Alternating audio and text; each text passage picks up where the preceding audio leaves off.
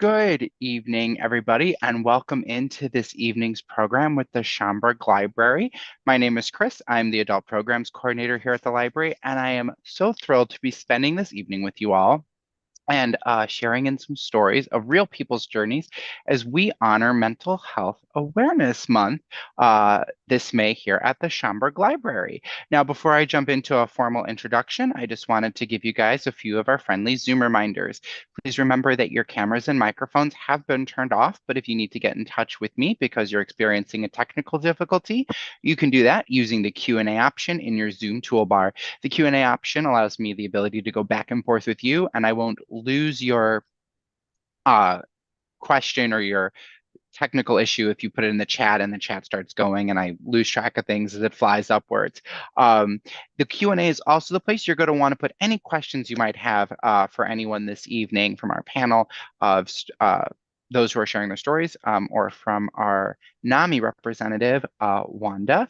And also we do have, I always choke on this at any evening program. We also do have closed captions enabled, and you can turn those on or off using your Zoom toolbar as you wish. Now, without further ado, I would like to formally introduce our friend from NAMI, Wanda Farnell. NAMI, the National Alliance on Mental Illness, is a national organization broken up into local affiliates that provides certain types of advocacy for people diagnosed with mental illness. NAMI Schaumburg area is an all-volunteer affiliate dedicated to enriching the lives of people diagnosed with a mental illness by offering a peer-centered, community-oriented approach to attending to the challenging situations faced by those having a diagnosis. Everyone, please give a warm welcome to Wanda and the people she's brought with her this evening to help share their stories and help us learn a little bit more this evening. Wanda, take it away. Good evening. Thank you so much for sharing this space with us today. I'm going to share my screen and start this. Just one moment. I'm having a technical difficulty. Just a moment.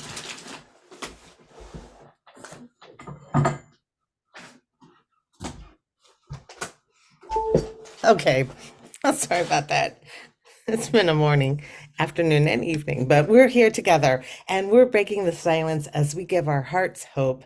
And today we're talking with the NAMI Schaumburg board panel, and I'm really happy that we're all here together. My name's Wanda, and then I'll have everyone introduce themselves. I've been on the board for a few years, but I've been with NAMI for a long time.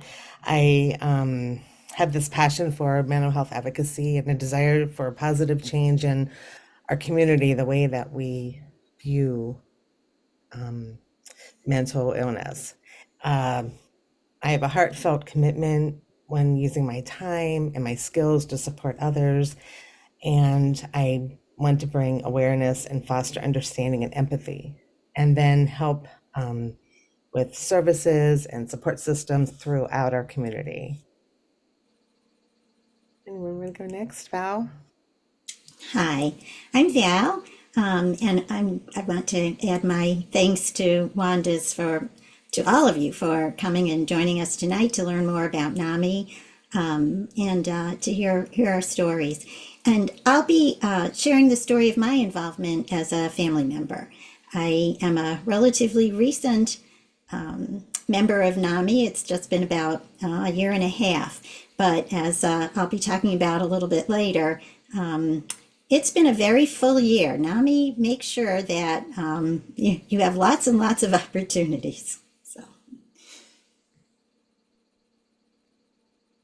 Susie? Yeah, hi everybody. My name is Susie. I really love being with NAMI. It's this year marks 20 years of my being involved with NAMI as a support group facilitator since 2007 and speaker for 20 years. It's just being part of the NAMI family is amazing.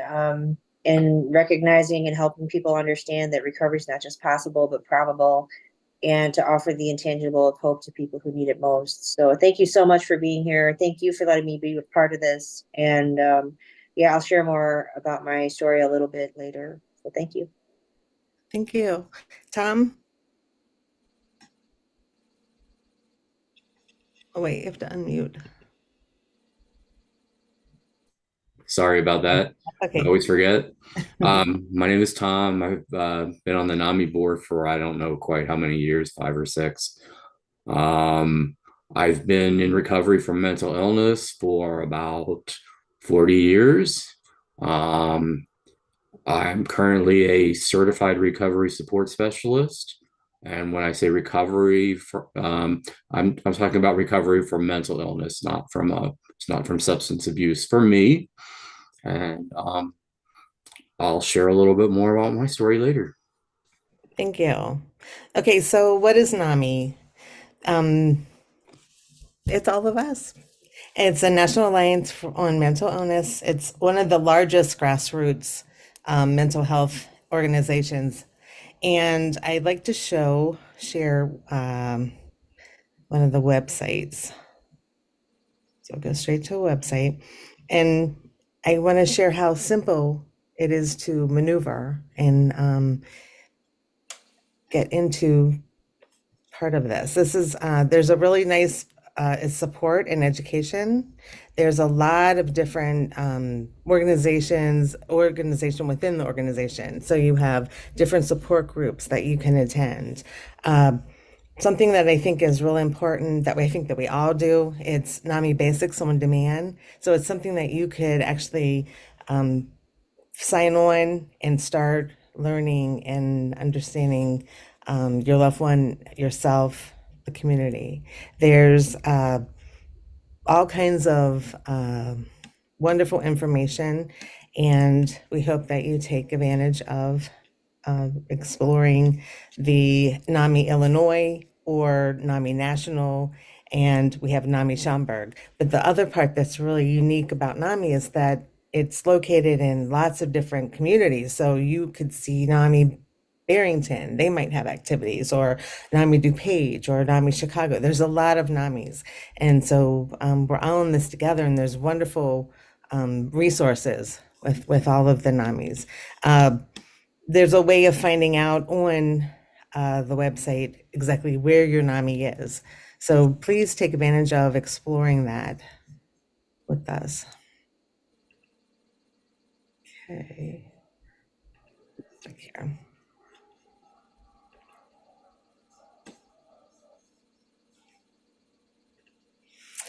NAMI also has walks throughout the year, and that takes place in 150 different locations. Here in Illinois, you can join the walk. You just go to the NAMI National and look up the NAMI walks, and hopefully you'll find a location that fits your your needs and your dates, or you can go to another state and walk. My sister lives in Pennsylvania, and sometimes we meet her and walk with her. Our specific NAMI, Schaumburg NAMI, we will be hosting a walk on June 1st at the Heritage Farms right in Schaumburg. It's a small walk, but we invite you to join us, and we'll have more information about that later. And NAMI also has wonderful resources, education, and their statewide conference is in October 18th and 19th. And Val, I think we'll talk a little bit about that later. She attended and the wonderful experience that she had. There's all kinds of opportunities to get involved and people to talk to and understanding with education and resources. So it's a really, really wonderful organization. And in Schaumburg, we have different groups, and one of them is NAMI Connection, and it's a peer-led small meeting group facilitated by a trained leader, and they talk about the challenges that they may face and brainstorm solutions together. So we feel like you're not alone. You have someone else with empathy and understanding, and it's a way to express yourself. And that meets the first and third Sunday at the Kenneth Young Drop-In Center in Mount Prospect. And you can call Tom at this number for more information. There's also NAMI Family Support, which is a peer-led support group for family members, caregivers, and loved ones with individuals living with mental health conditions. And this is another wonderful opportunity to learn from each other's experiences and knowledge. And that's the fourth Tuesday of every month from 7 to 8:45 at the Kenneth Young Center in Elk Grove Village. And there's no sign up. You don't have to sign up. You just show up. So you can think about it. I want to get there. I can't get there. I want to get there, and then get there. And we welcome you. You can call Barb if you have any questions. And Barb is our president of the Schaumburg NAMI. And then we have the Family to Family Education, which is held throughout the year. And if you're interested in that, and that's you would call Barb again, our president, and it's one evening for 8 weeks. And it's a lot of really good information, and we think that you'll get a lot out of that. We just wanted to share maybe what other NAMIs are doing, and this is a flyer that Val had found for the NAMI Lake County, and what type of supports they're doing, and it's all on Zoom. And so the support groups are free and confidential, and you can register through the NAMI Illinois below. And this is just some of the information. They have a family support group, they have connections, recovery support group, they have parent support group. This is for caregivers that are supporting children and young adults.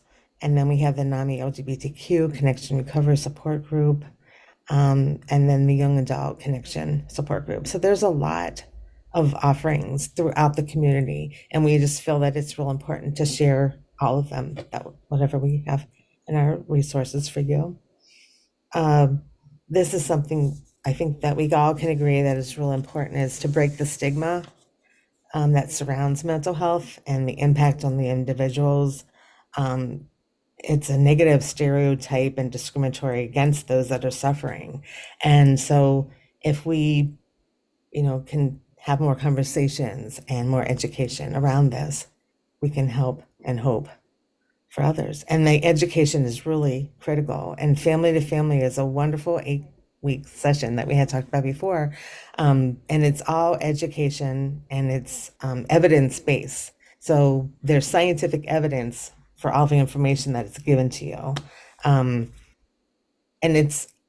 I think another part is when you are researching or you're learning something, someplace for myself that I like to go to is the National Institute for Health. And I'm like a real geek and I love reading research on things, and that helps me understand more. Um, it's real important to talk about mental health. What is your story? Do you know your story? You can write about your story for yourself before you share it to someone else. Um, and we want to really be conscious of our language when we speak about mental health and mental illness with others.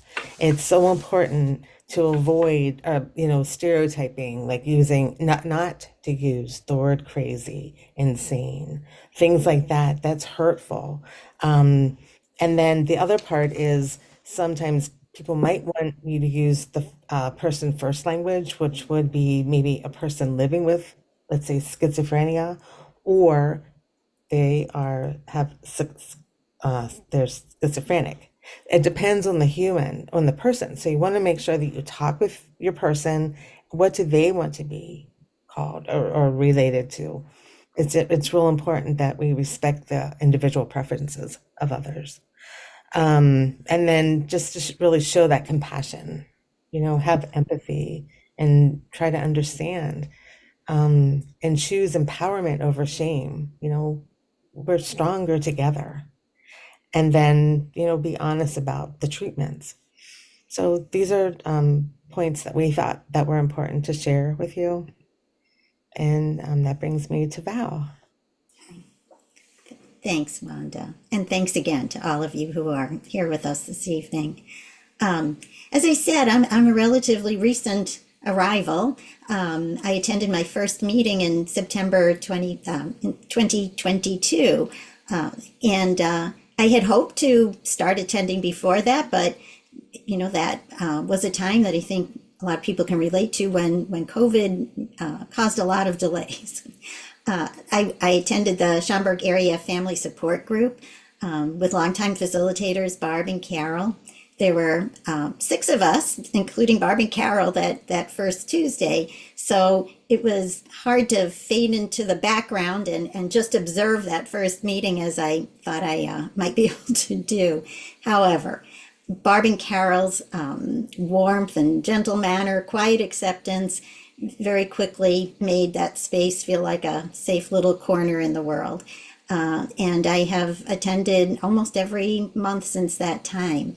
Some of our groups have been considerably larger, but always filled with warm, welcoming, supportive people who really understand the ups and downs of journeying through life alongside loved ones that are coping with mental health challenges. It was a long route to that first meeting, punctuated by little roadsides along the way, letting me know that NAMI was out there. I grew up with family members who struggled with mental health challenges, particularly depression and anxiety, and sprinkled with some attention difficulties, sometimes compounded by attention difficulties. And growing up in the 60s and 70s, there was limited understanding of these issues as being mental health conditions rather than character flaws, and even less understanding for the earlier generations who had struggled as well.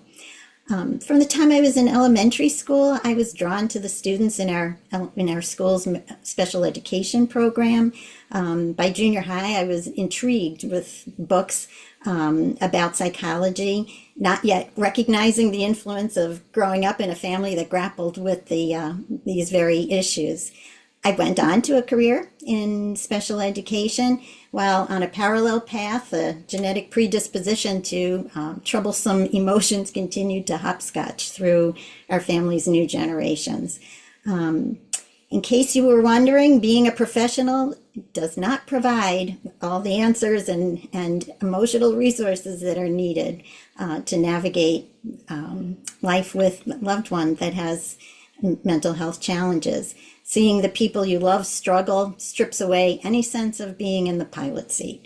And walking that path with others over and over made me acutely aware of the complexities of finding effective care and resources, providing needed support, fostering positive relationships with not only the family members who are struggling, but but other family members as well.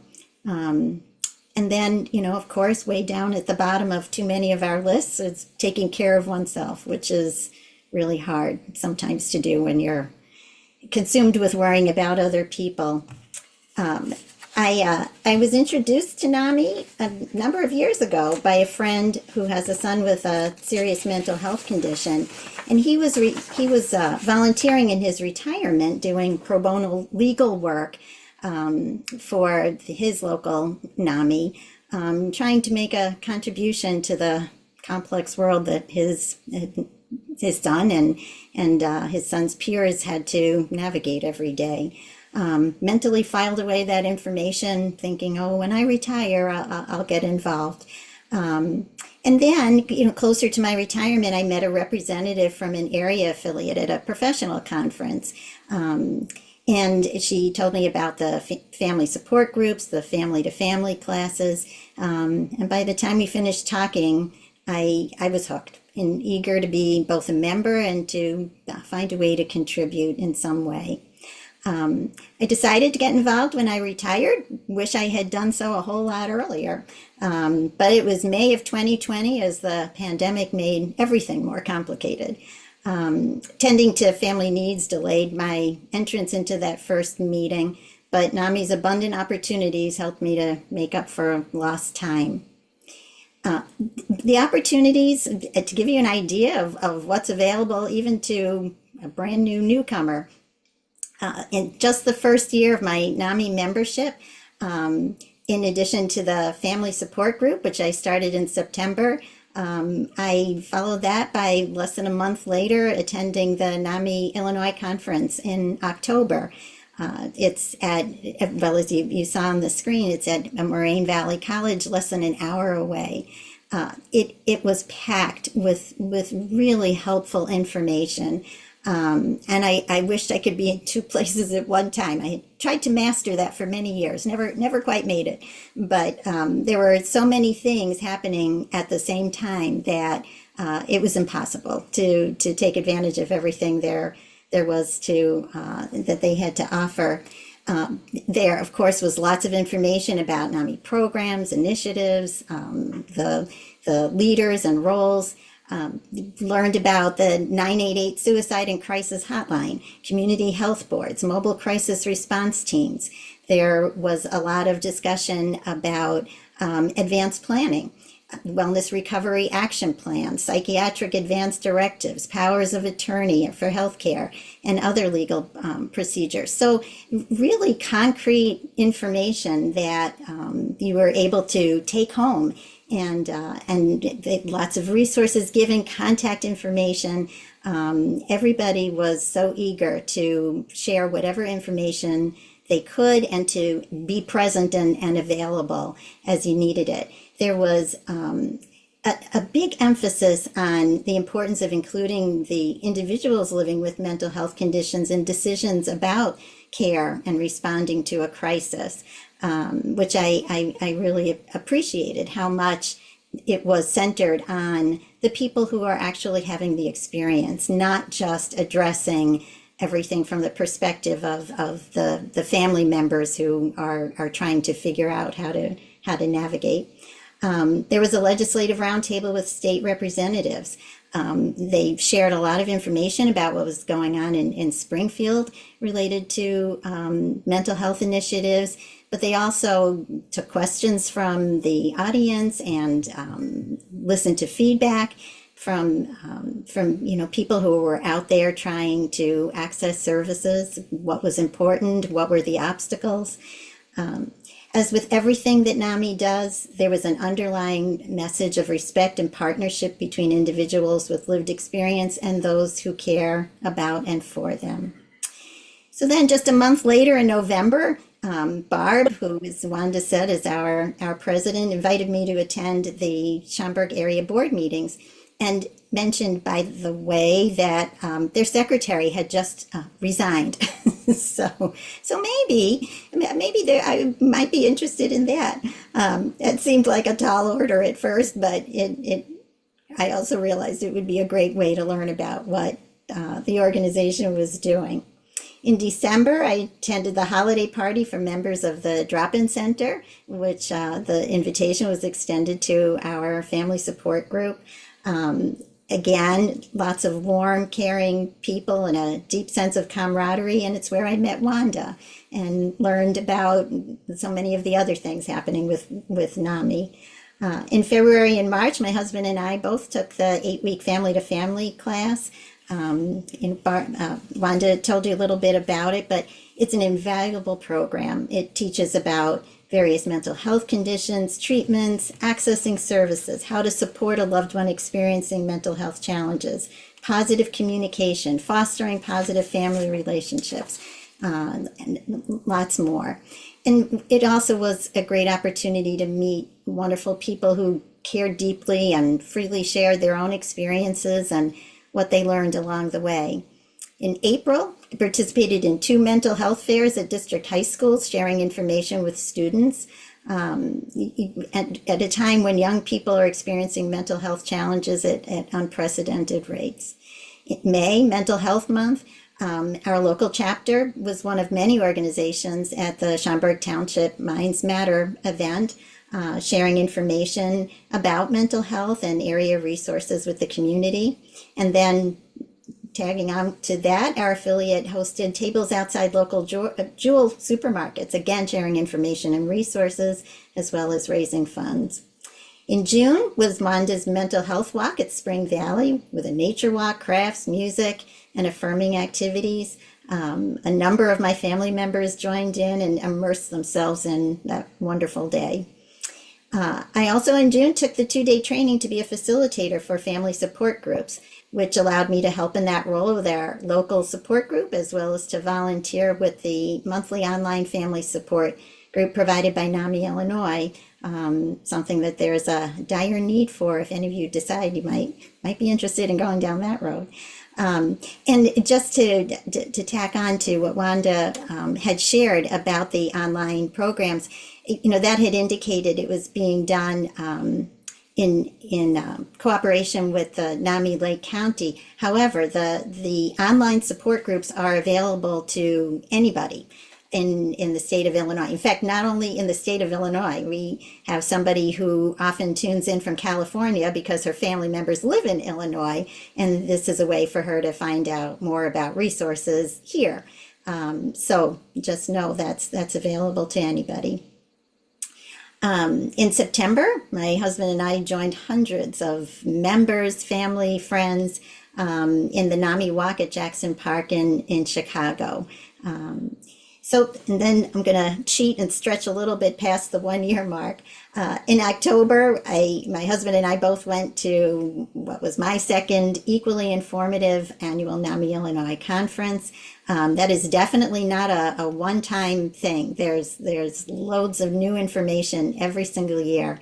And then in November, we had a rather unique opportunity when the Schaumburg Police Department invited the board and friends to tour the new mobile crisis unit, to talk with social workers and crisis response team about how they support and provide services for individuals and families experiencing a crisis, and about the ongoing services that they provide.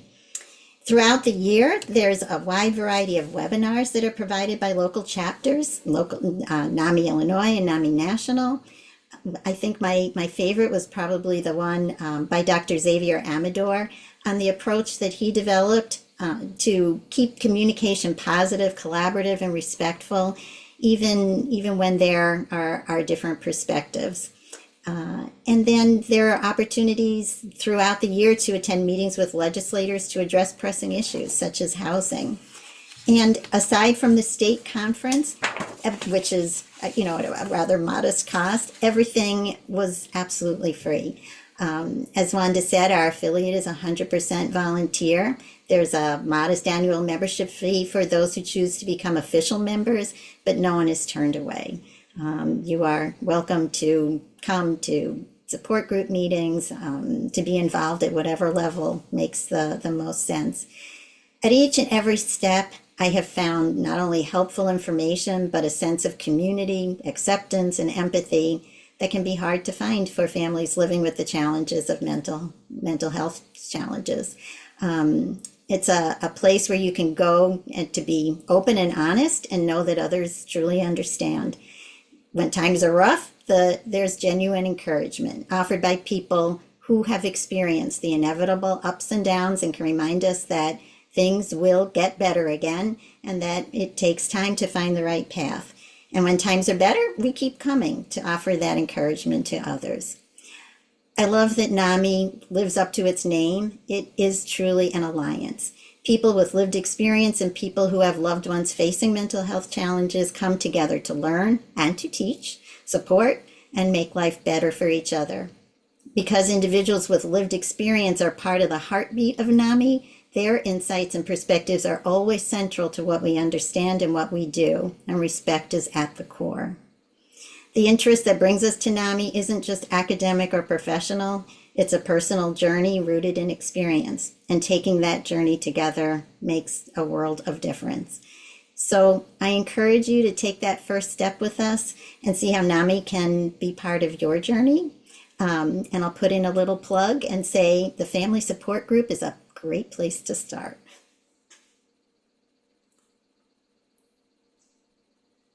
Thank you so much, Val. Thank you so much for your knowledge, your it your passion. You can just feel it. And I hope that everyone's will try to explore something, or at least one of the things that she had talked about.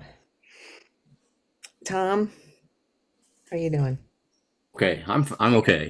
Okay. I'm gonna go a little bit off outline and make Wanda nervous. I'm gonna just start sort of with my story a little bit. I just want to say, that mental illness, cuts across the whole.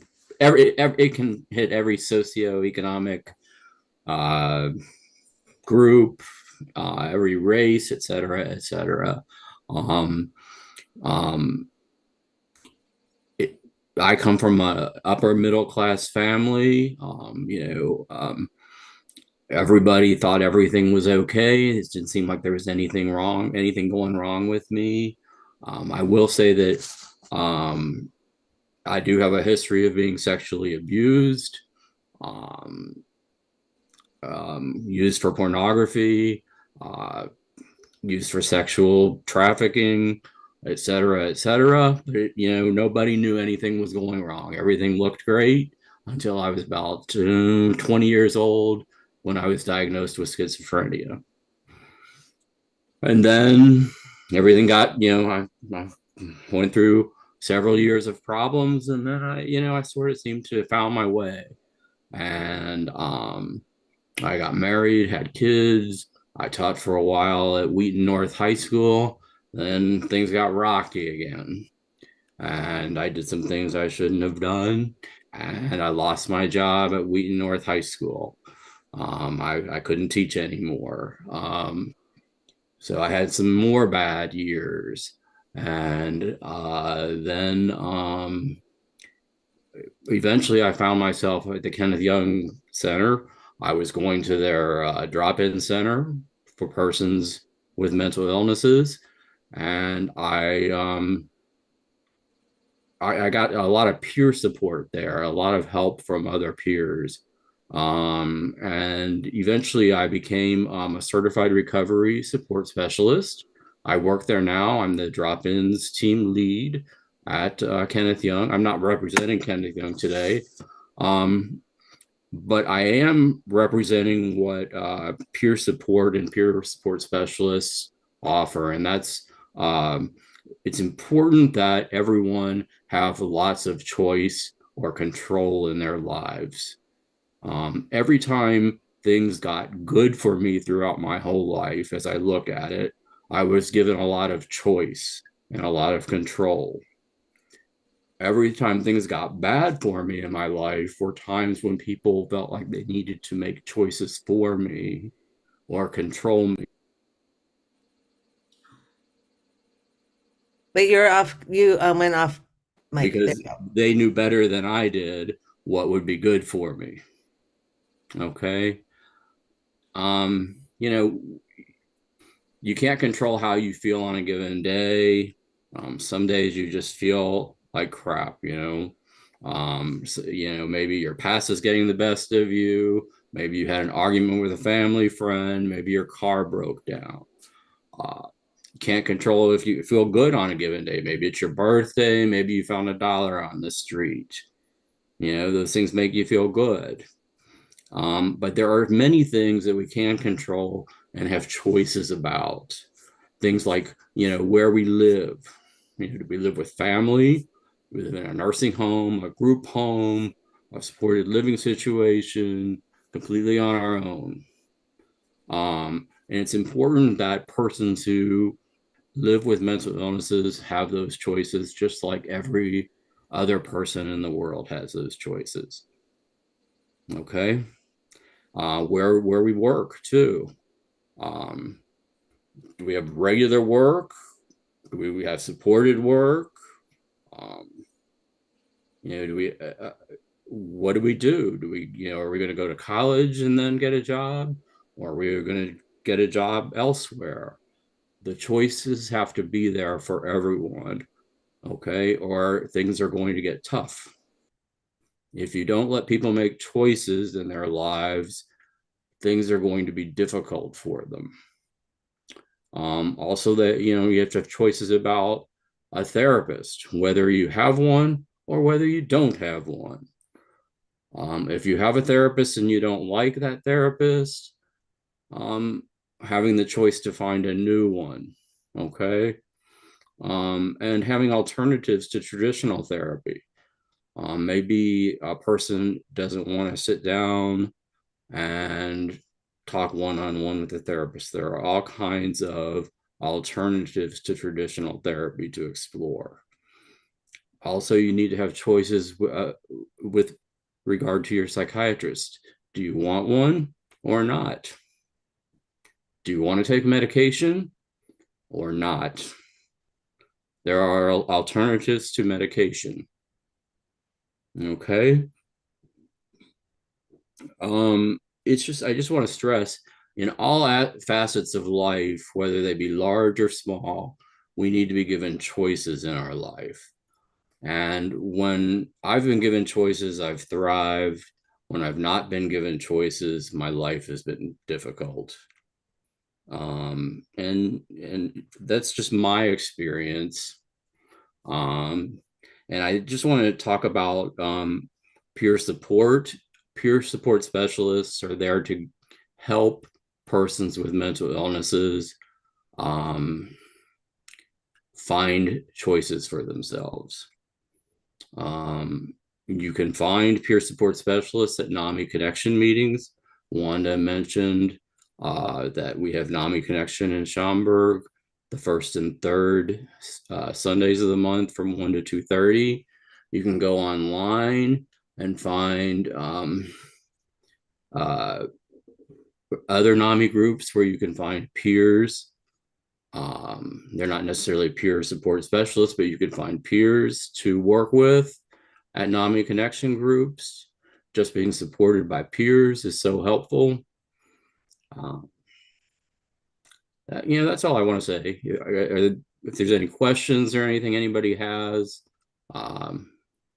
feel free to ask them now, or you can email me if you want. I don't know how to put my email up there.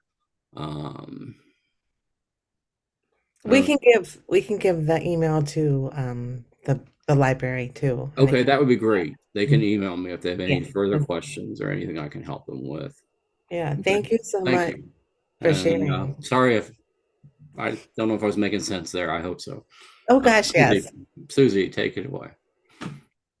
All right. Yeah, to piggyback on what you were saying, Tom, mental illness doesn't discriminate. All walks of life are at risk. And but so can be said of recovery. Like you're saying, mental illness is a moving target, but again, so said of recovery. And I had mentioned before, recovery is not just possible, it's probable with medication and treatment. In my opinion, medication and therapy definitely helps because treatment does work, at least in my experience. And also to piggyback on Wanda's note about how language is so important. I think, mental illness, it technically is a physical illness because it's an illness of the brain. And the brain being the most complex and important organ of the body, it can have its problems too. So, I mean, technically, mental illness is a physical illness. And just like with mental illness, the brain lacks a particular chemical, serotonin, norepinephrine, dopamine, whatever. Well, diabetes, the pancreas lacks insulin. Mental illness, the brain lacks whatever chemical. And with diabetes, you take insulin, problem, treated. With the brain, whatever neurotransmitter, take a medication. But it's much more complex than just throw an antidepressant at it for depression. There's 5 antidepressants or however many antidepressants to choose from. And, there's just, you try and you test it out, then you adjust the medication milligram dosage, see if that works. Oh, you got anxiety, throw that anti-anxiety medication on top of that too. Does that combo work? Most likely not the first try. It's a complex thing. No two brains are alike. So, but yeah, mental illness is actually a biological brain disorder if you look at it technically. So, even the term mental illness is an outdated one actually. But anyway, so moving on. Let's see, what did I want to mention? Well, just so you have a little background with my mental illness, my recovery story. I'm a bisexual, non-denominational Christian, and some people think that a gay Christian is an oxymoron. And I have to say, think again, a hateful Christian, that's an oxymoron. There are quite a few haters out there. So I do have hope for haters though, still, because wherever they learn to hate, I think they can learn to love again. So I do ask that you stay open-minded and open-hearted from this point on, that you don't dismiss everything I have to say just because of my sexual orientation. I'm also a Korean American adoptee, and that plays into my story as well. Played Division I soccer. And basically my introduction to mental illness occurred when my birth mother contacted me through a translated letter while I was out at school playing Division I soccer. That news, just the phone call from my mom telling me that my birth mother had contacted me with that letter, that triggered my first full-blown manic episode, and that led me to a week-long manic, high as the sky kind of episode for a week. And when I came down crashing from that manic week, 2 things were happening: crashing and also regressing into a 5-year-old kid again, reliving a repressed incident of childhood sexual abuse. And I was hospitalized for a week, brought back to school, and faced tons of stigma everywhere I went. I was criticized and judged as a loser, failure, pathetic, worthless, psycho, all these things. And it was very difficult to cope with. So I self-medicated with pot every day, all day, and didn't take too long to drop out of school. I went home, lived with my parents, and was in denial for 3 years. And then finally, I took an overdose of the medication I was given to treat my disorder.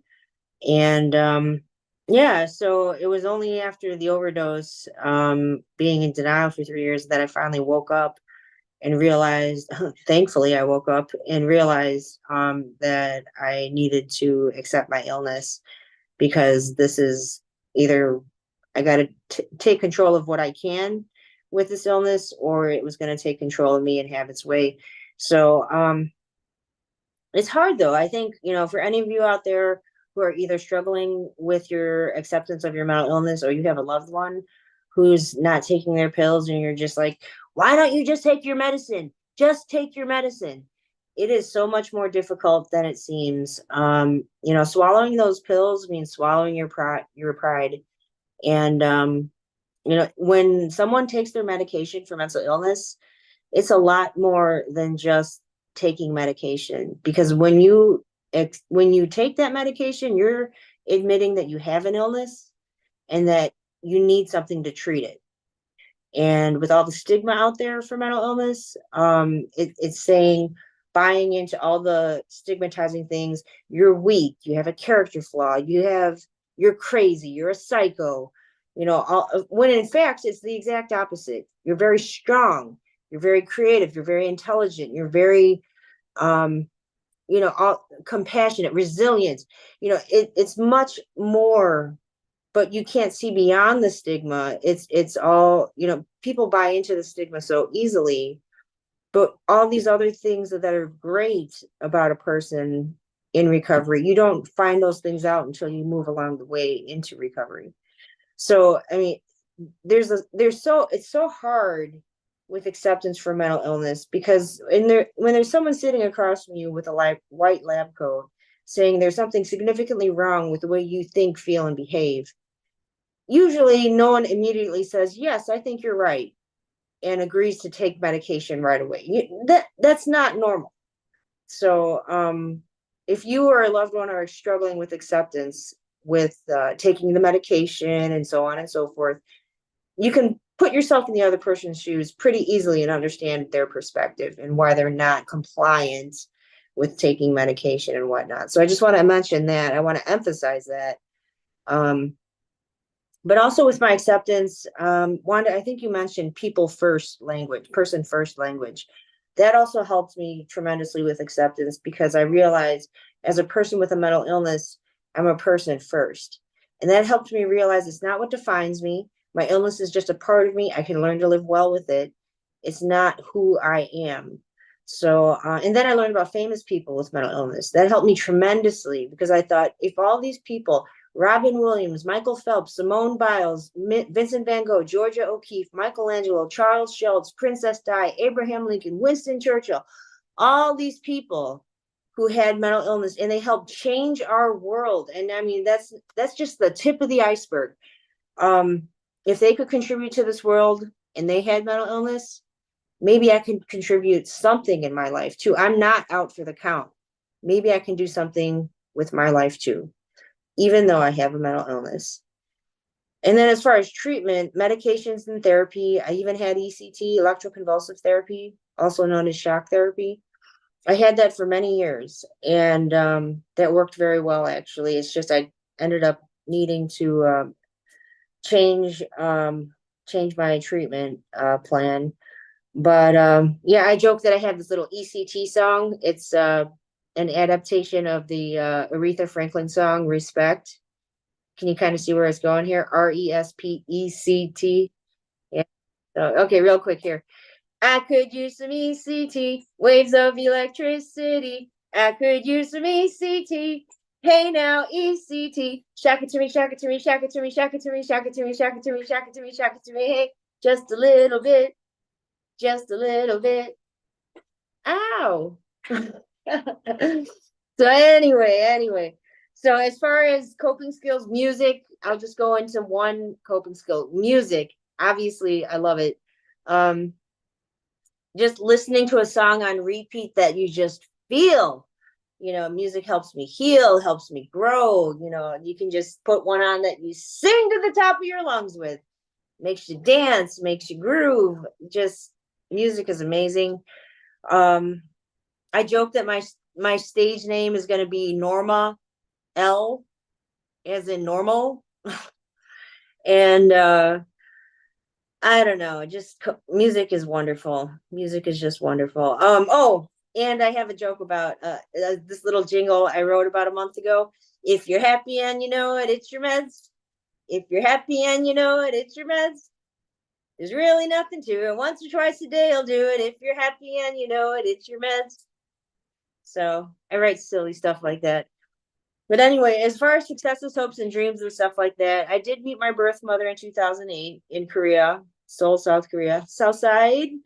And I was able to go with my adoptive mom, and that was a whole other experience of a lifetime. I got my bachelor's degree in psychology in 2007, and that was a great accomplishment, because when I was told I'm a failure back when I first got diagnosed, before I dropped out, it was like a big, proved you wrong kind of a thing. So that was a really big accomplishment for me in finally finishing my bachelor's degree in 2007. And also in 2007, from 2007 to 2014, I worked at Advocate Good Samaritan Behavioral Health Hospital.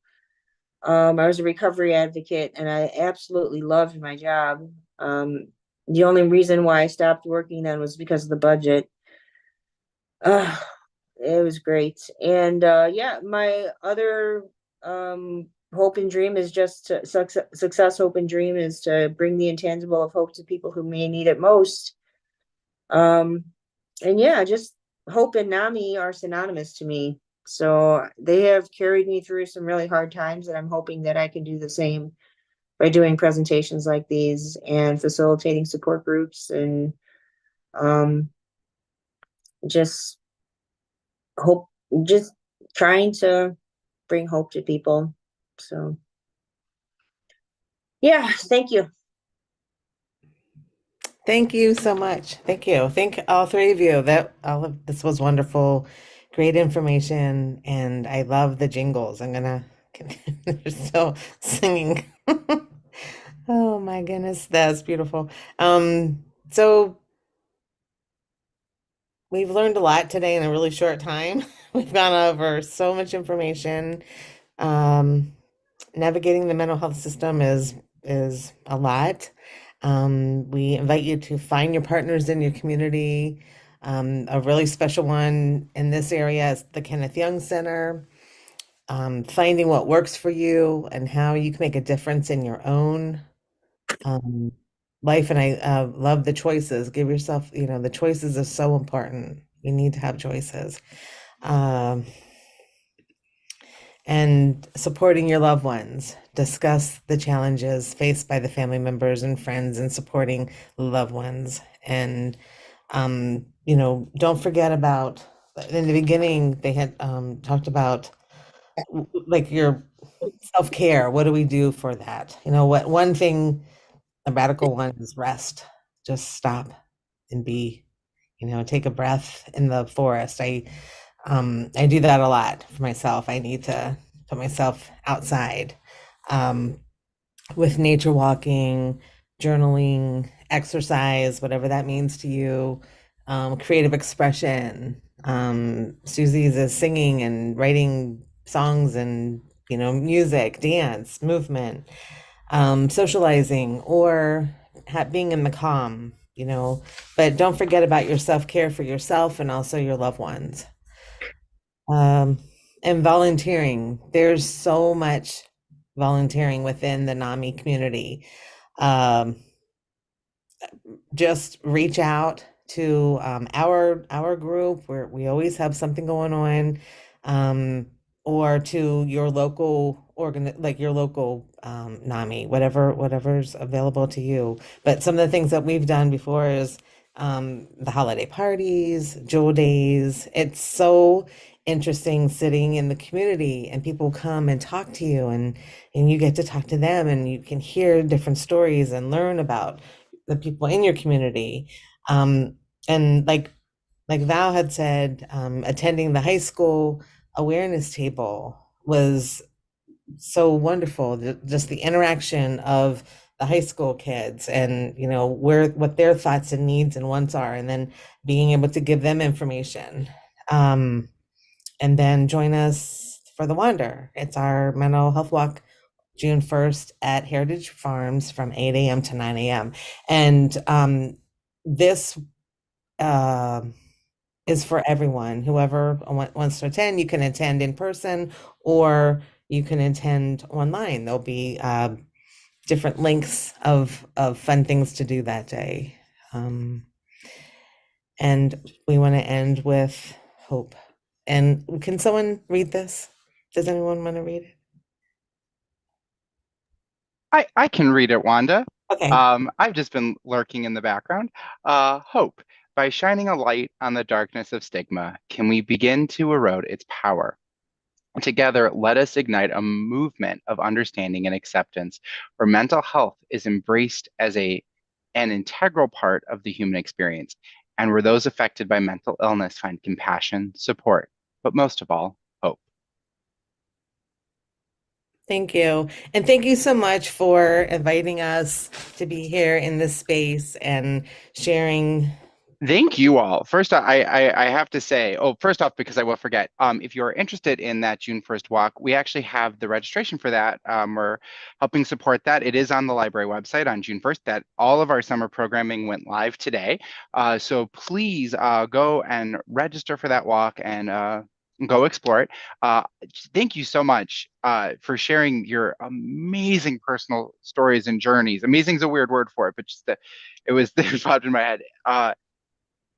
Just to have the bravery to advocate for the stigma by being open. I think it's difficult for anyone, even at I think the most surface level human emotions, to allow yourself to be vulnerable, so to allow yourselves to express yourself and show who you are on that deeper level.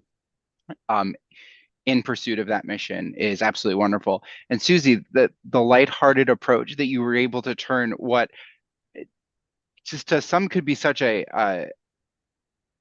difficult thing to admit, you sang them in the most, I mean, a as a theater major, you put your heart into that. I heard it. I and you got a comment in the chat just saying that you rock. And Tom, to share all those things about, I mean, I could go on, and I don't want to do that. But really, thank you guys for being brave and coming out here and sharing your stories and being supportive of the entire uh, township that the Schaumburg Library services in destigmatizing and just being open and honest about these things. I think it's absolutely wonderful, and I'm glad we got to experience this together today. If anyone has any questions for anyone, Wanda, Val, Susie, or Tom, please feel free to throw those in the Q&A. We can field some of them. I know what we took in today was like, I mean, even my I am so trained to feel a certain way, right? Of all this, I was raised in such a certain way that, like, as some of these stories were being shared, my gut reaction was, "Oh my goodness! Like, what a thing to be sharing." And my brain was like, "Oh, but that's why we're doing this, right? Is so that I don't necessarily go, oh my gosh, I have to like feel immense compassion and like this is so deep." So I'm sure everyone out there is taking it all in the same way I am. And I'm happy to get the ball rolling with a question of just uh, what would, you're all welcome to answer this, only one of you needs to. What would anyone here say is the first step? Because obviously this is a long journey, no matter what your role in it is, being a parent, a relative, um, someone actively going through mental illness. What is the first step to um, finding comfort and comfort's not the right word, but acceptance in who you are, where you're at in this journey, and being able to find, like, this is deep, and this is, I know, again, a journey, and being able to find that love for yourself um, in this journey you're about to partake on.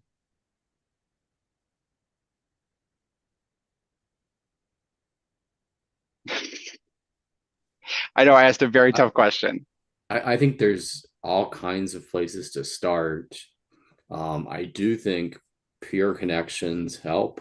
Groups like NAMI Connection, where Hmm. you're meeting with a group of 10 to 15 people who are also having a mental illness, um, helps you with that acceptance that may be difficult to find um, when you feel alone, Hmm. and when you're not alone anymore, when you see that you're not alone anymore. Um, but I think also when your loved ones are just continue to accept you as you are.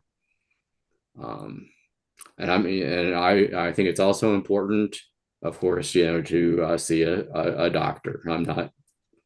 I don't want to minimize the importance of that either. But I Yeah, think peer support is very important. And that's what I have to say. absolutely. I think there is absolutely something to be said for knowing you're not alone and seeing that. Um, we still have a couple of minutes. Let me think. What is? Mm, This is every question I have, I realize is like another hour-long conversation. I'm like trying to be like, what's a quick thing? It almost feels like there's no such thing. Um, if if you had to give someone, you a quick piece of advice on, you know, what to do if they felt they were struggling. I feel like I know the answer, but from y'all's perspective, what would be your one if someone was struggling and they didn't know what to do or where to turn, what would you give them as a piece of advice? Well, I think if they were in danger of themselves or someone else, um, they should definitely try to do the best they can to be open-minded to getting professional help as an Hmm. inpatient hospitalization. Because if they, excuse me, because if they are not open to it, then it may have to become involuntary hospitalization. Um, it's a serious thing. Serious mental illness is a, as they say, serious thing. And I mean, it can become life-threatening, whether that's for themselves or someone else. And I mean, I had mentioned, mental illness is a physical illness because it is of the brain. With a physical illness, if you were injured to the point where you would almost lose an appendage, would you not go to the hospital for that? Well, Hmm. of course you would, absolutely. If your mental illness, if your depression is causing such a problem, such a chemical imbalance for you that you're considering suicide, you need to go to the hospital. You need to seriously consider voluntarily going to the hospital for inpatient treatment. And if you're not willing to, then someone's going to have to step in and make it involuntary hospitalization. So, unfortunately, no one wants to have to, but if you need to, if it's necessary, you will have to go inpatient. So, to try to keep an open mind about that. It's only after, I think I just recently checked, I've had 11 inpatient hospitalizations since my diagnosis in 1999. And Hmm. it's definitely not a friggin' competition. But I'm just trying to say is that after all this time, after so many hospitalizations, I've learned to accept that if I need hospitalization, I've recognized that I will voluntarily go myself now. But it took that many times to finally realize and establish I don't know, that recognition to establish that understanding Hmm. that if I do, I will initiate going to an inpatient hospitalization myself, that I will voluntarily go. But it's not that easy, Hmm. to for some to, especially early on in their treatment years, to just say, "Oh, pick me, I want to go to the hospital." Nobody, who wants to do that. So, Hmm. um, but I mean, I hope others will learn from my experience that if you need to, you know, please be willing to go involuntarily. Um, but anyway, I'm sorry, I'm kind of going on. No, you're totally fine. It's part of the program and the importance of it. We have it.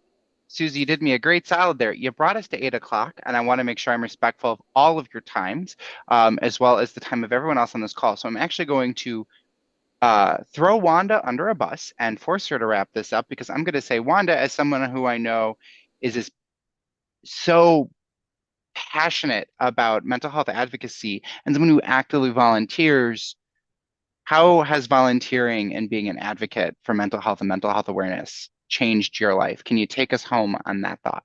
I can. Okay. Well, yeah, it has changed my life in a way of um, just always trying to be aware and open and available for myself as well as others. And I think that's something that we need to do and keep the hope. Keep always have hope because in the darkest of times, there's always a light. The other day, I was driving to work and, it was really, really gloomy and the clouds were low. And I'm thinking, I just need to see some blue, just a little bit of blue. And I turned my head to the right and there was a little speck of blue. And I said, there's the light. And that gives me hope. So if we can always try at the hardest times, just there's hope. And together we can be hopeful and not hopeless. So Wanda, thank you so much. What a wonderful way to close out this program on such a hopeful and positive note, especially because we're still at the start of May. So there's still a lot of time to get involved and get active, especially with the library. We still have a lot of programs this month wrapping around mental health. Next Tuesday, with our partnership program with the League of Women Voters, we're having a civic awareness series featuring the Schaumburg Township Mental Health Board and talking about mental health in your town. We have an artist empowerment workshop for any artists out there. We still have some spots in that at our Hoffman Estates branch. We have a sound bath meditation that is currently full, but there's a wait list. You're welcome to throw yourself on it, as well as our mandala meditative sketch. And bleeding into June, we are supporting Wanda and that Wanda Walk, if you will. And so please make sure you're checking out our website and check out some of those wonderful resources that everyone spoke about earlier. From all of us here at the Schaumburg Library, I wish you guys such a wonderful evening wherever you are. And another big thank you to Wanda, Val, Susie, and Tom for being with us and sharing with us today. And until next time, you guys have a wonderful rest of your evening and your weekend. Bye, everyone.